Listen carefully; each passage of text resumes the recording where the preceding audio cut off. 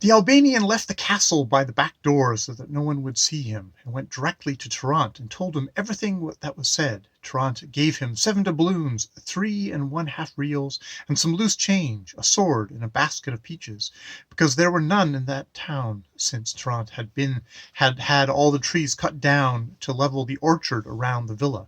And Trnt told him, "Tell the king in secret, so that he'll be more inclined to believe you, that I am having a great deal of bread needed, because I plan to be there in 3 or 4 days." The Albanian left Trant, and when he was in the castle, King Escriano welcomed him. The Albanian gave the peaches to the queen, and the king was more pleased with them than if he had given her a villa, because he knew the queen liked them, and he had not seen her laugh or smile since she had been with him. After the Albanian had given her the gift, he showed the king the money he had, and said to him, "My lord, look at this money that I took from one of the men in the enemy camp. If I go there often, I can bring many things, because a relative of mine is in the service of this wicked captain, and he secretly tells me everything he does. My lord, he told me that he is having a great deal of bread made, and a large supply of food stored up in order to come here. You have time to get ready to attack and defeat him." The Albanian's words pleased the king a great deal, and he said, Now I will see if your relatives told you the truth." On the 3rd day Trant came and stayed in the same place that he had the other times. The king played great faith in the Albanian's words, and he decided to appoint him as one of the main guards of the castle. As companions, he gave him 6 very loyal men who had been in his service a long time. When it was this Albanian's turn to stand guard, he brought some sweetmeats, invited all the men who were with him to eat and drink, and he stood guard duty every 5 days. Trant returned after having been away for 3 days, and they continually discussed peace with the king, but Trant drew out, finalizing a treaty as long as he could. This lasted 2 months, and Trant was always coming and going, and he seldom attacked anyone. The king often made the Albanian go to Trant's camp so that he would bring back fruits and sweetmeats for the queen. One day he brought a mule loaded with wine and a bloody sword. When he was before the king, he said to him, "My lord, I learned that the captain was having a great deal of wine brought to the city, and when I heard of it, I went out to the road. There one muleteer fell behind the others. I hit him in the side with a stone, and he fell to the ground. Then I struck him so many times that I left him for dead. I took the sword and the mule from him, and it was loaded with the finest wine I have seen in many days. So I beg you, my lord, please give me permission to set up a tavern here, and when this supply has run out, I will steal or buy more, and I'll do all the harm, evil, and dishonor to them that I can." The king was well pleased, and many Moors came to drink every day. And every night that the Moor stood guard, he took a large cask of wine up to the tower and gave his companions a good deal to drink, and all the Moors were very happy to have him there. Trant talked with King Escriano and his men many times, going back and forth often with an escort of soldiers. When he saw with his own eyes how much King Escriano trusted the Albanian, Trant had a round container made of iron and put some holes in it. When the night for treachery had arrived, it was the Albanian's turn to stand watch. The Albanian put hot coals inside the container. The wind came in through the holes, which were so small that the fire did not go out. Then he wrapped the container in a piece of leather and held it to his chest. When they were in the tower, standing guard, and his drinking companions began drinking, the Albanian hid the container in a hole so that the fire would not go out.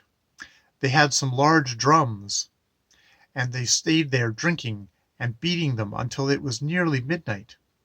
There were special liqueurs in the wine to bring on sleep, and with the pleasure of drink the guards slept so soundly that they never awoke. When the Albanian saw that the counter round had gone by and the guards were sleeping, he took out the firebox and hid its light with his cape. Then he lit a straw and put it in a niche in the wall that faced the camp. He did this 3 times. Trant saw this signal, which they had planned in advance, and he quickly left the camp with only a few men. All the other men stayed behind, ready and armed, waiting to be called, and the commander stayed with them as their captain. Because of all the water there, Trnt and his men had to pass near a tall tower, but the Albanian was making a great deal of noise with the drums, and when Trnt passed close to the tower they were not heard. When they were near and the guards called out, "All clear, all clear," they quickly ran 10 or 12 steps, and when the guards were silent they stopped. They kept this up until they had passed by the first tower and reached the other tower. Trnt made his men stop, and he went to the foot of the tower alone and found a cord that the Albanian had thrown down. He had tied the other end to his leg in case he fell asleep, so that when the cord was pulled he would wake up. But he never stopped beating on the drums, and when he felt the cord moving he quickly went near the tower and pulled up a rope ladder that he tied very tightly to the wall, and then he tied another. Trnt climbed the first one, and when he saw the guards sleeping, he said to the Albanians, "What shall we do with these men?" "My lord," he answered, "leave them there. They are in no condition to do any harm." However, Trnt wanted to see for himself, and he found the 6 of them with their heads cut off, covered with blood. When he saw this, he had his men come up, and he put one of them in charge of the drums. There were 160 men, and they spread out over the tower. Then, with the Albanians going first, they went down to the warden's chamber. When the warden saw all these men coming, he got up, completely naked, took a sword in his hand, and tried to defend himself. Trnt swung an axe down on his head and split it in half, and his brains fell out onto the ground. His wife began to scream, and the Albanian, who was nearest, did the same thing to her that Trnt had done to her husband. Afterward, they went through the castle and shot the bolts on the doors to the chambers, and the noise of the drums was so loud that no one heard a sound.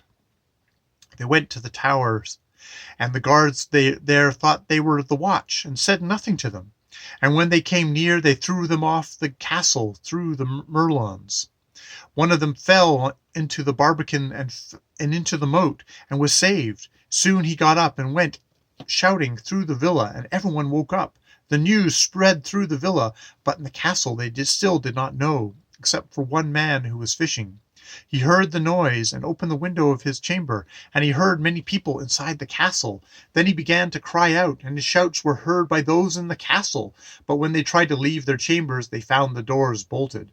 The king, who had been sleeping in the main tower, barricaded himself there with the queen and a chambermaid.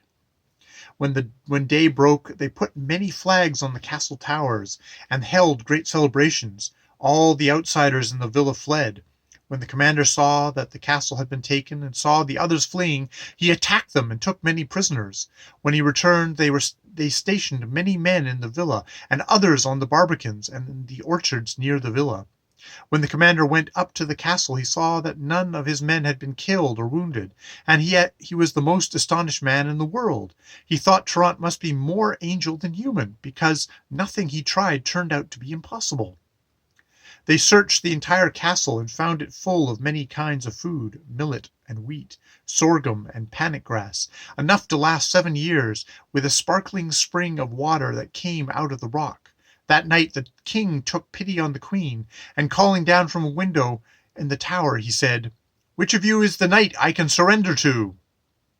"Sir," said Trnt, "here is the commander, and a very virtuous knight."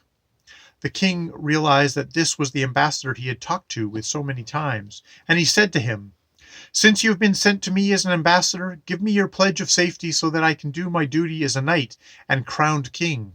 Trnt answered, "I will guarantee your safety for a month after you surrender to me. I give you my word." The king felt as good about that as if he'd been given absolute freedom. He came down from the tower, opened the door, and stood in the entryway, his sword in his hand, and he said, "Have them bring me that little child." This was a boy of no more than 5 years of age, the son of a woman who baked bread. When the boy was near him, he knighted the boy and kissed him on the mouth. Then, handing his sword to the boy, he placed himself in his power. The commander then seized the king and took him to a room where he had him put in chains. This made Trnt very angry, but he said nothing so that he would not offend the commander. When the king was in chains, they went to the main tower where they found the queen in tears.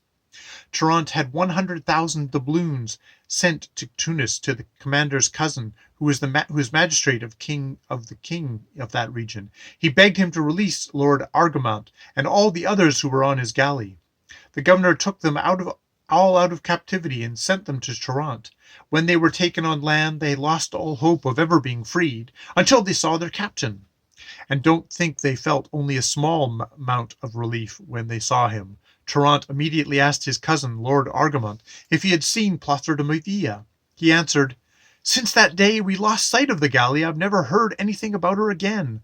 I'm afraid she died in the stormy sea." It happened one day that the queen called Trnt to her chamber. Not knowing what she might want, Trnt went quickly. When he was there, the queen smiled and had him sit at her side. Then she said softly, "My eyes have found their lost light, and when I raise my head, I see you as Lord of the world. For heaven and earth and all things that God created obey you. That night when you brought us out of the terrible prison, I found such pleasure in your virtuous appearance, so handsomely formed, that I detested my betrothed, and could not continue to look at him. I beg you, sir, do me the honor of ruling this land at my side." Trnt was astonished, and he immediately replied, "It fills me with great love to serve you, but I must confess my sin.